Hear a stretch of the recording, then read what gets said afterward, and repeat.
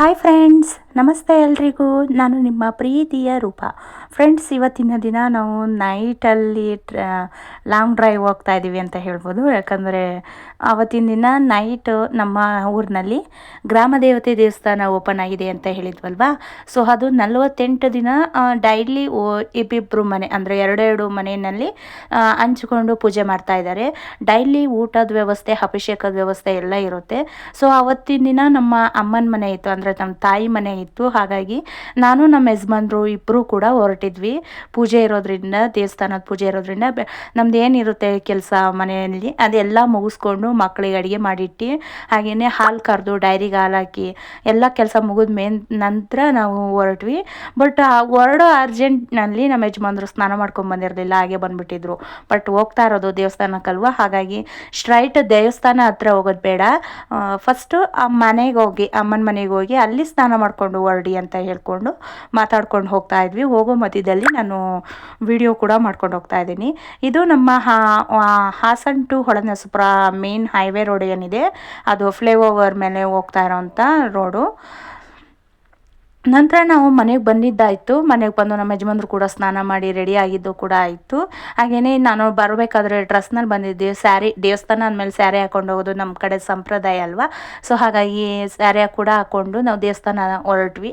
ಈ ಮುಂಚೆ ಎಲ್ಲ ನಾವು ಆಡ್ತಾ ಇದ್ದಂಥ ಜಾಗ ಇದು. ಇದರಲ್ಲಿ ಸ್ವಲ್ಪ ಕಾಲ್ದಾರಿ ಕೂಡ ಇರೋದು ಕಷ್ಟ ಆಗಿತ್ತು, ಯಾಕಂದರೆ ಸ್ವಲ್ಪ ಕಾಲ್ದಾರಿ ಥರ ಒಂದು ಸ್ವಲ್ಪ ಜಾಗ ಇತ್ತು ಅಷ್ಟೇ. ಬಟ್ ಇವಾಗ ದೇವಸ್ಥಾನ ಓಪನ್ ಆಗಿದ ನಂತರ ದೇವಸ್ಥಾನ ಅಂತ ಎಲ್ಲಿ ಪ್ರತಿಷ್ಠಾಪನೆ ಮಾಡಿದೆ ದೇವಸ್ಥಾನನ, ಅಂದರೆ ಪ್ರತಿಮೆನ ಎಲ್ಲಿ ಪ್ರತಿಷ್ಠಾಪನೆ ಮಾಡಿದ್ದಾರೆ. ಸೊ ಅಲ್ಲಿ ತನಕ ನಮ್ಮ ಊರಿಂದ ಹೊರಗಡೆ ಇದೆ ಅದು ದೇವಸ್ಥಾನ. ಸೊ ಅಲ್ಲಿ ತನಕನೂ ಇದೇ ಥರ ರೋಡ್, ಅಂದರೆ ಒಂದು ಕಾರು ಓಡಾಡುವಷ್ಟು ಒಂದು ರೋಡ್ ಥರ ಮಾಡಿ, ಅಲ್ಲಿಂದ ಊರು ಒಳಗಡೆಯಿಂದ ದೇವಸ್ಥಾನ ತನಕ ಈ ಥರ ಲೈಟ್ಸ್ ಎಲ್ಲ ಇರೋವಂಥ ಲೈಟ್ ಕಂಬಗಳನ್ನೆಲ್ಲ ಹಾಕಿ ಫುಲ್ಲು ಬೆಳಕಿರೋ ಥರ ಮಾಡಿದ್ದಾರೆ. ತುಂಬಾ ಖುಷಿ ಆಯಿತು ನನಗೆ ಈ ದೇವಸ್ಥಾನನ ಈ ಥರ ಇಂಪ್ರೂವ್ ಆಗಿದೆ ದೇವಸ್ಥಾನ ಅಂತ ನೋಡ್ತಾ ಇದ್ದರೆ ತುಂಬಾ ಖುಷಿ ಆಯಿತು. ಯಾಕಂದರೆ ನಾವು ಆಟ ಆಡ್ತಾ ಇದ್ದಂಥ ಜಾಗದಲ್ಲಿ ಈ ದೇವಸ್ಥಾನ ಏನಿದೆ ಅದು ಓಪನ್ ಆಗೋಕ್ಕಿಂತ ಮುಂಚೆ ಚಿಕ್ಕ ಗುಡಿಸ್ಲಿನ ಥರ ಒಂದು ಚಿಕ್ಕ ಗೋಪುರ ಥರ ಇತ್ತು. ಬಟ್ ಇವಾಗ ಅದನ್ನು ಎಲ್ಲ ಏನಿದೆ ತೆಗೆದಾಕಿ ಡೆಮಾಲಿಷ್ ಮಾಡಿ ಎಲ್ಲ ದೇವಸ್ಥಾನ ಓಪನ್ ಮಾಡಿ 48 ದಿನಗಳ ಪೂಜೆ ಇದೆ. ಸೊ ನಮ್ಮ ಮನೆಯಲ್ಲಿ 30 ಅಥವಾ 35ನೇ ಪೂಜೆ ಇರ್ಬೋದು ಅಂತ ಅನ್ಕೋತೀನಿ. ಇನ್ನೂ ಒಂದು 7-8 ಪೂಜೆಗಳಿದ್ದಾವೆ. ಬಟ್ ಪ್ರತಿ ಒಬ್ಬರು ಪೂಜೆ ಇಡಿಸೋವಂಥ ಟೈಮ್ನಲ್ಲಿ ಎಲ್ರಿಗೂ ಊರ ಜನಕ್ಕೆಲ್ಲ ಅಡುಗೆ ವ್ಯವಸ್ಥೆಯನ್ನು ಮಾಡಬೇಕು, ಊಟದ ವ್ಯವಸ್ಥೆ ಮಾಡಬೇಕು, ಹಾಗೆ ಒಳಗಡೆ ದೇವಸ್ಥಾನದ ಅಭಿಷೇಕ ಕೂಡ ಮಾಡಬೇಕು. ಮಿನಿಮಮ್ ಇಲ್ಲಿ ನೋಡಿ ಎಲ್ಲ ಚೇರು ಟೇಬಲ್ಸ್ ಎಲ್ಲ ರೆಡಿ ಮಾಡಿ ಇಟ್ಟಿದ್ದಾರೆ. ಇನ್ನು ಊಟದ ಟೈಮ್ ಆಗಿಲ್ಲ, ಪೂಜೆ ಟೈಮ್ ಆಗಿರೋದ್ರಿಂದ ಪೂಜೆ ನಡೀತಾ ಇದೆ. ಸೊ ನಾವು ದೇವಸ್ಥಾನದೊಳಗಡೆ ಹೋಗೋ ಅಷ್ಟರಲ್ಲಿ ಆಲ್ರೆಡಿ ಪೂಜೆ ಸ್ಟಾರ್ಟ್ ಆಯಿತು. ಅಂದರೆ ಇನ್ನೂ ಅಭಿಷೇಕ ಏನೂ ಆಗಿರಲಿಲ್ಲ, ಬಟ್ ಕಳಸ ಪೂಜೆ ಅಂತ ಏನು ಮಾಡ್ತಾರೆ ಅದು ಮಾಡ್ತಾಯಿದ್ರು. ನಮ್ಮ ಅಪ್ಪ ಅಮ್ಮ ಹಾಗೆ ನಮ್ಮ ಅಕ್ಕ ಭಾವ ಈ ಇಬ್ಬರು ಮನೆಯಲ್ಲೂ ಸೇರಿಕೊಂಡು ಮಾಡ್ತಾ ಇರೋದ್ರಿಂದ ಬಂದು ವಿಭೂತಿ ಹಚ್ಚಿಸ್ಕ ಪೂಜಾರ್ ಕೈಲಿ ಅಂತ ಹೇಳ್ತಾಯಿದ್ರು. ನಂತರ ಅವರಿಬ್ಬರದ್ದು ಮುಗಿದ ನಂತರ ನಾನು ನಮ್ಮ ಯಜಮಾನ್ರು ಇಬ್ಬರು ಸೇರಿಕೊಂಡು ಕಳಸ ಏನಿದೆ ಅದ್ರ ಪೂಜೆನ ಸ್ಟಾರ್ಟ್ ಮಾಡಿದ್ವಿ. ಸೊ ಅದನ್ನು ಕೂಡ ಚಿಕ್ಕ ಚಿಕ್ಕ ಕ್ಲಿಪ್ಪಿಂಗ್ಸ್ ಆಗಿ ತಗೊಂಡಿದ್ದೀವಿ. ಕಳಸ ಪೂಜೆ ಮಾಡುವಂಥ ಟೈಮ್ನಲ್ಲಿ ನಿಜ ಈ ಥರ ಒಂದು ಪೂಜೆಯಲ್ಲಿ ನಾವು ಭಾಗವಹಿಸ್ತೀವಿ ಅನ್ನೋದೇ ನಮ್ಮ ಪುಣ್ಯ ಆಗಿರುತ್ತಲ್ಲ. ಎಲ್ಲರಿಗೂ ಕೂಡ ಈ ಥರ ಅವಕಾಶ ಸಿಗಲ್ಲ. ಬಟ್ ನಮಗೆ ಸಿಕ್ಕಿದೆ, ಇದನ್ನು ನಾವು ಮನಸ್ಫೂರ್ತಿಯಾಗಿ ಇದ್ರ ಮಾಡಬೇಕು ಅನ್ನೋಕ್ಕೋಸ್ಕರ ನಾವು ಬಂದಿದ್ವಿ. ಅದು ಕೂಡ ನೆರವೇರ್ತು, ತುಂಬಾ ಖುಷಿ ಆಯಿತು ನನಗೆ. ಸೊ ನಂತರ ಇವಾಗ ಕಳಸ ಪೂಜೆ ಏನಿದೆ ಅದೆಲ್ಲ ಮುಗಿದ ನಂತರ ಅಭಿಷೇಕದ ಟೈಮ್ ಇರೋದ್ರಿಂದ ಅಭಿಷೇಕಕ್ಕೆ ಪೂಜಾರು ಎಲ್ಲ ರೆಡಿ ಮಾಡ್ಕೊತಾ ಇದ್ದಾರೆ.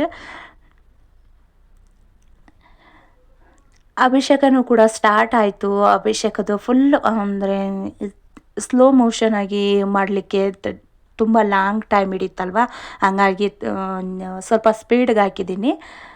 ಸ್ವಲ್ಪ ಅಡ್ಜಸ್ಟ್ ಮಾಡ್ಕೊಳ್ಳಿ. ಅಭಿಷೇಕದ ಒಂದು ಚಿಕ್ಕ ದೃಶ್ಯನ ತೋರಿಸ್ಬೇಕು, ಬಟ್ ಅದು ನೀಟಾಗಿ ತೋರಿಸ್ಲಿಕ್ಕೆ ಟೈಮ್ ಆಗುತ್ತೆ. ಅಂದರೆ ಯಾರು ಕೂಡ ಅಷ್ಟು ಶಾಂತವಾಗಿ ಅಷ್ಟು ತಾಳ್ಮೆಯಿಂದ ಯಾರು ನೋಡ್ತಾ ಕೂತ್ಕೊಳ್ಳಲ್ಲ, ಅದು ಹತ್ರ ಕೇಳಿಸ್ಕೊಳ್ತಾ ಕೂತ್ಕೊಳ್ಳಲ್ಲ. ಎಲ್ರಿಗೂ ಏನಾಯಿತು ಅನ್ನೋದು ಗೊತ್ತಿದ್ರೆ ಸಾಕು, ಹೇಗಾಯಿತು ಅನ್ನೋದೆಲ್ಲ ಬೇಡ ಅನ್ನೋ ಥರ ಇರುತ್ತೆ. ಅದಕ್ಕೋಸ್ಕರ ಒಟ್ಟಿನಲ್ಲಿ ಅಭಿಷೇಕ ಮಾಡ್ತಾ ಇದ್ದೀವಿ ಅನ್ನೋದು ಮಾತ್ರ ತೋರಿಸ್ಬೇಕಾಗಿತ್ತು. ಅದಕ್ಕೋಸ್ಕರ ಅದನ್ನು ಕೂಡ ಚಿಕ್ಕ ಚಿಕ್ಕ ಕ್ಲಿಪ್ಪಿಂಗ್ಸ್ ಆಗಿ ತಗೊಂಡಿದ್ದೀನಿ. ಅಭಿಷೇಕ ಎಲ್ಲ ಮುಗಿದ ನಂತರ ಅಲಂಕಾರನ ನಮ್ಗೆ ಯಾರಿಗೂ ತೋರಿಸಲ್ಲ. ಅಂದರೆ ಅಲಂಕಾರ ಯಾವ ರೀತಿ ಮಾಡ್ತಾರೆ ಅನ್ನೋದನ್ನು ಐನೋರು ಏನಿರ್ತಾರೆ ಅವರು ತೋರಿಸಲ್ಲ. ಹಾಗಾಗಿ ಅದ್ರ ಮುಂಚೆನೇ ಅಮ್ಮನವ್ರು ಯಾವ ರೀತಿ ಇದ್ದಾರೆ, ಅಭಿಷೇಕ ಮಾಡುವಂಥ ಟೈಮ್ನಲ್ಲಿ ಯಾವ ರೀತಿ ಇದ್ದಾರೆ, ಅಭಿಷೇಕ ಮುಗಿದ ನಂತರ ಹೇಗಿದ್ದಾರೆ, ಹಾಗೆಯೇ ಅಭಿಷೇಕ ಎಲ್ಲ ಮುಗಿದ ನಂತರ ಅಲಂಕಾರ ಮಾಡಿದಾಗ ಯಾವ ರೀತಿ ಇರ್ತಾರೆ ಅನ್ನೋದನ್ನು ನಾನು ಇಲ್ಲಿ ತೋರಿಸ್ತಾ ಇದ್ದೀನಿ. ಇದು ಅಭಿಷೇಕಕ್ಕಿಂತ ಮುಂಚೆ, ಹಾಗೆ ಅಭಿಷೇಕ ನಡೆಯುವಂಥ ಟೈಮ್ನಲ್ಲಿ ಯಾವ ರೀತಿ ಇದ್ದಾರೆ ಅಂತ ನೋಡ್ತಾ ಇರ್ಬೋದು. ಹಾಗೆ ಅಭಿಷೇಕ ಎಲ್ಲ ಮುಗಿದ ನಂತರ ನೀಟಾಗಿ ನೀರು ಹಾಕಿ ಎಲ್ಲ ಒಂದು ನೀರು ಹಾಕಿ ಹಾಗೆ ಸ್ವಲ್ಪ ಹೂವು ಹಾಕಿ ಪೂಜೆಯನ್ನು ಮಾಡ್ತಾರೆ. ಅಂದರೆ ಅಭಿಷೇಕ ಮುಗಿದ ನಂತರ ಸ್ವಲ್ಪ ಹೂವನ್ನ ಹಾಕಿ ಅದರ ನೀರಿನಲ್ಲಿ ನಮಗೆಲ್ಲ ಚಿಮ್ಕಿಸಿ ಪ್ರೋಕ್ಷಣೆ ಮಾಡಿದರು ಅದು ಅಭಿಷೇಕದ ನೀರಿನಲ್ಲಿ.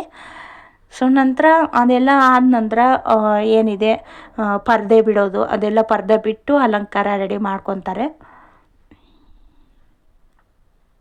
ಇವರು ನಮ್ಮ ಅಪ್ಪಾಜಿ ಇವತ್ತು ತುಂಬ ಚೆನ್ನಾಗಿ ಕಾಣಿಸ್ತಾ ಇದ್ರು, ಅದಕ್ಕೋಸ್ಕರ ಅವ್ರನ್ನೂ ಕೂಡ ವಿಡಿಯೋ ಮಾಡ್ಕೊಂಡಿದ್ದೀನಿ. ಈಗ ಪರ್ದೆ ಎಲ್ಲ ಕ್ಲೋಸ್ ಮಾಡಿಕೊಂಡು ಅಲಂಕಾರ ರೆಡಿ ಮಾಡ್ತಾ ಇದ್ದಾರೆ. ನೋಡ್ತಾ ಇರ್ಬೋದು ಪರ್ದೆ ಕ್ಲೋಸ್ ಮಾಡುವಂಥ ಮೂಮೆಂಟ್ನಲ್ಲಿ ಅಮ್ಮನವ್ರು ಯಾವ ರೀತಿ ಇದ್ದರು, ಹಾಗೆ ಅಲಂಕಾರ ಮುಗಿದ ನಂತರ ಅಮ್ಮನವ್ರು ಯಾವ ರೀತಿ ಕಾಣಿಸ್ತಾ ಇದ್ದಾರೆ ಅಂತ ನೋಡ್ತಾ ಇರ್ಬೋದು. ಎಷ್ಟು ನೀಟಾಗಿ ಅಲಂಕಾರ ಮಾಡಿದ್ದಾರೆ ಅಂತ. ಸೊ ಹಾಗೆಯೇ ಎಲ್ಲರ ಕೈನಲ್ಲೂ ಹೂವನ್ನು ಮುಡಿಸ್ಕೊಂಡು ಅದನ್ನು ದೇವಿ ತಲೆ ಮೇಲೆ ಇಟ್ಟು ಪೂಜೆಯನ್ನು ಸ್ಟಾರ್ಟ್ ಮಾಡ್ತಾರೆ. ನಾವು ಮನಸ್ಸಿನಲ್ಲಿ ಏನಾದರೂ ಬೇಡಿಕೊಂಡು ದೇವಿ ಹತ್ರ ಕೇಳಿಕೊಂಡ್ರೆ ಅದು ನೆರವೇರುತ್ತೆ ಅನ್ನೋ ಹಾಗಿದ್ರೆ ನಮಗೆ ಹೂವು ಕೊಡ್ತಾರೆ ದೇವಿ ಅಂತ ಹೇಳ್ತಾರೆ. ಸೊ ಅದಕ್ಕೋಸ್ಕರ ಆ ಹೂವನ್ನು ತಲೆ ಮೇಲೆ ಇಟ್ಟು ಪೂಜೆ ಮಾಡೋಕ್ಕಿಂತ ಮುಂಚೆ ಏನೇನಿದೆ ಎಲ್ಲನೂ ಹಾಕಿ ಅಲಂಕಾರ ಮಾಡ್ತಾ ಇದ್ದಾರೆ. ಇವಾಗ ಸೈಡ್ ಬಳೆನೂ ಕೂಡ ಹಾಕ್ತಾ ಇದ್ದಾರೆ. ಸ್ಯಾರಿನ ನಾವು ಈ ವರಮಹಾಲಕ್ಷ್ಮಿ ಹಬ್ಬ ಟೈಮ್ನಲ್ಲಿ ಸ್ಯಾರಿನ ಎಷ್ಟು ನೀಟಾಗಿ ಮಾಡ್ತೀವಿ. ನಿಜವಾಗ್ಲೂ ನಾವು ಅವರು ಪೂಜಾರರು ಏನು ನೆರಿಗೆ ಎಲ್ಲ ಮಾಡ್ತಾಯಿದ್ರು. ನಿಜವಾಗ್ಲೂ ನಮಗೆ ವರಮಹಾಲಕ್ಷ್ಮಿ ಟೈಮ್ನಲ್ಲಿ ನಾವು ಅದನ್ನು ಸ್ಯಾರಿ ರೆಡಿ ಮಾಡ್ಕೊಳ್ಳೋದೇ ಒಂದು ಕಷ್ಟದ ಕೆಲಸ ಇರುತ್ತೆ. ಬಟ್ ಅವರು ಎಷ್ಟು ಸಿಂಪಲ್ಲಾಗಿ ಹಾಗೆ ಎಷ್ಟು ನೀಟಾಗಿ ಸೀರೆ ಉಡಿಸಿ ಎಲ್ಲ ಮಾಡಿದರು ಅಂದರೆ ಅಷ್ಟೇ ಚೆನ್ನಾಗಿ ಮಾಡಿದರು. ಬಟ್ ನಾನು ಆ ವಿಡಿಯೋನ ಮಿಸ್ ಮಾಡ್ಕೊಂಡ್ಬಿಟ್ಟಿದ್ದೀನಿ. ಅದನ್ನು ಕೂಡ ವಿಡಿಯೋ ಮಾಡ್ಕೊಂಡಿದ್ದೆ, ಬಟ್ ಮಿಸ್ ಆಗಿದೆ. ಅಷ್ಟು ಚೆನ್ನಾಗಿ ಉಡಿಸಿದ್ರು. ನಾನು ಅಂದ್ಕೊಂಡೆ ವರಮಹಾಲಕ್ಷ್ಮಿ ಟೈಮ್ನಲ್ಲಿ ಈ ಥರನೂ ಮಾಡ್ಬೋದಲ್ವ ನಾವು ಅಂತ. ಸೊ ನೋಡ್ತಾ ಇರ್ಬೋದು ದೇವಿ ಹೂವು ಎಲ್ಲ ಇಟ್ಟು ಪೂಜೆನ ಸ್ಟಾರ್ಟ್ ಮಾಡ್ತಾ ಇದ್ದಂಗೆ ಒಂದೊಂದೇ ಹೂವು ನಿಜ ನಾವು ಮನಸ್ಸಿನಲ್ಲಿ ಏನಾದರೂ ಬೇಡಿಕೊಂಡು ನಾವು ದೇವಿ ಮುಂದೆ ನಿಂತ್ಕೊಂಡ್ವಿ ಅಂದರೆ ಅದು ನೆರವೇರುತ್ತೆ ಅನ್ನೋದಕ್ಕೆ ಒಂದು ಚಿಕ್ಕ ಸೂಚನೆ ಕೊಡ್ತಾರೆ ದೇವರು ಅಂತ ಹೇಳ್ತಾರಲ್ವ. ಸೊ ನಮಗೆ ಹೂವು ಕೊಡೋದ್ರ ಮೂಲಕ ಆ ಸೂಚನೆ ನಮ್ಮ ಮನಸ್ಸಿನಲ್ಲಿ ಅಂದ್ಕೊಂಡಿರೋದು ನೆರವೇರುತ್ತೆ ಅಂತ ನಮ್ಮ ಮನಸ್ಸಿಗೆ ನಾವೇ ಸಮಾಧಾನ ತಂದ್ಕೊಡೋ ಅಂಥದ್ದು ಒಂದು ಸಿಚುವೇಶನ್ ಇದೆ ಇಲ್ಲಿ. ನೋಡ್ತಾ ಇರ್ಬೋದು ಹಾಗೆಯೇ ಒಂದೊಂದೇ ಯಾವ ರೀತಿ ಬೀಳ್ತಾ ಇದೆ ಅನ್ನೋದು. ನಮ್ಮ ಮನಸ್ಸಲ್ಲೂ ಕೂಡ ನಾವು ಎಲ್ಲರಿಗೂ ಒಳ್ಳೆಯದಾಗಲಿ ಅಥವಾ ನಾವು ಮನಸ್ಸಿನಲ್ಲಿ ಅಂದ್ಕೊಂಡಿರೋಂಥ ನೆರವೇರಲಿ ಅಂತ ದೇವಿನ ಬೇಡ್ಕೊಂಡ್ವಿ. ನಂತರ ಪೂಜೆಗೆ ಯಾರ್ಯಾರು ಕೂತಿದ್ರು ಅವರೆಲ್ಲರ ಕೆಲವು ಒಂದೊಂದು ಕಾಯಿನ ಕೊಟ್ಟು ಕರ್ಪೂರ ಬೆಳಗಿಸಿ ಅದನ್ನು ಹೊರಗಡೆ ದೇವಸ್ಥಾನದ ಮುಂಭಾಗದಲ್ಲಿ ಈಡ್ಗಾಯಿ ಹೊಡೆಯುವಂಥ ಟೈಮು. ಅಭಿಷೇಕ, ಅಲಂಕಾರ, ಮಹಾಮಂಗಳಾರತಿ ಎಲ್ಲ ಆಯಿತು. ಸೊ ಈ ಟೈಮ್ನಲ್ಲಿ ನಾವು ಒಂದು ಪೂಜೆ ಕೂತಿದ್ದವರು ಎಲ್ಲರೂ ಸೇರಿಕೊಂಡು ಹಿಡ್ಗಾಯಿ ಹಾಕುವಂಥ ಟೈಮು. ಸೊ ಹಾಗೆ ಮಹಾಮಂಗಳಾರತಿ ಕೂಡ ನಡೀತಾ ಇದೆ ಒಳಗಡೆ. ನಮ್ಮ ರಿಲೇಟಿವ್ಸ್ ಅಂತ ಏನಿದ್ರು ಇವ್ರು ಬಂದು ನನ್ನ ಸಿಸ್ಟರ್ ಅಂದರೆ ಚಿಕ್ಕಪ್ಪನ ಮಗಳು, ಆಕೆನೂ ನನ್ನ ಕಿಂಡಲ್ ಮಾಡ್ತಾಯಿದ್ರು, ವ್ಲಾಗಿಗೆ ನನ್ನನ್ನು ಕೂಡ ಹಾಕ್ತೀಯಾ, ಕರೆಕ್ಟಾಗಿ ಹಾಕು ಅಂತ ಕಾಮಿಡಿ ಮಾಡ್ತಾಯಿದ್ರು. ಸೊ ಪೂಜೆ ಎಲ್ಲ ಮುಗಿದ ನಂತರ ಐನೋರು ಈ ಹಣ್ಣು ಕಾಯಿ ಏನಿರುತ್ತೆ ಎಲ್ಲ ಅವ್ರ ಕೈಲಿ ಕೊಟ್ಟು ಒಳ್ಳೆಯದಾಗಲಿ ಅಂತ ಒಂದು ಆಶೀರ್ವಾದ ಮಾಡುವಂಥ ಟೈಮ್ ಇದು. ಸೊ ಈ ಪೂಜೆ ಎಲ್ಲ ಮುಗಿದ ನಂತರ ಊಟದ ವ್ಯವಸ್ಥೆ ಕೂಡ ಇತ್ತು. ಹೊರಗಡೆ ಊಟ ಮಾಡಿಕೊಂಡು ಮನೆಗೆ ಬರೋ ಅಷ್ಟರಲ್ಲಿ ಆಲ್ರೆಡಿ ನಮಗೆ 9-10 ಗಂಟೆ ಹತ್ತಿರ ಆಗಿತ್ತು. ಬಟ್ ಏನಂದರೆ ನಾವು ಅಲ್ಲಿ ತಳಗೋ ಆಗಿರಲಿಲ್ಲ, ಅಂದರೆ ಉಳ್ಕೊಳ್ಳೋವಂಥ ಪರಿಸ್ಥಿತಿನಲ್ಲಿ ಇರಲಿಲ್ಲ. ಹಾಗಾಗಿ ನೈಟೇ ಹೊರಡಬೇಕಾದಂಥ ಪರಿಸ್ಥಿತಿ ಇತ್ತು. ಯಾಕಂದರೆ ಬೆಳಗ್ಗೆ ಹಾಲು ಕರೆಯೋಂಥ ಟೈಮ್ ಇರೋದ್ರಿಂದ ನೈಟೇ ಹೊರಡಬೇಕಾಯಿತು. ತುಂಬಾ ಚಳಿ ಇರೋದ್ರಿಂದ ಫುಲ್ ಕವರ್ ಆಗಿಬಿಟ್ಟಿದ್ವಿ, ಸ್ವೆಟ್ರು, ಟೋಪಿ, ಹೆಲ್ಮೆಟ್ ಎಲ್ಲ ಹಾಕ್ಕೊಂಡು. ಸೊ ಈ ವಿಡಿಯೋ ನಮಗೆ ಇಷ್ಟ ಇದ್ದರೆ ಪ್ಲೀಸ್ ಒಂದು ಲೈಕ್ ಮಾಡಿ, ಶೇರ್ ಮಾಡಿ, ಕಮೆಂಟ್ ಮಾಡಿ. Thank you.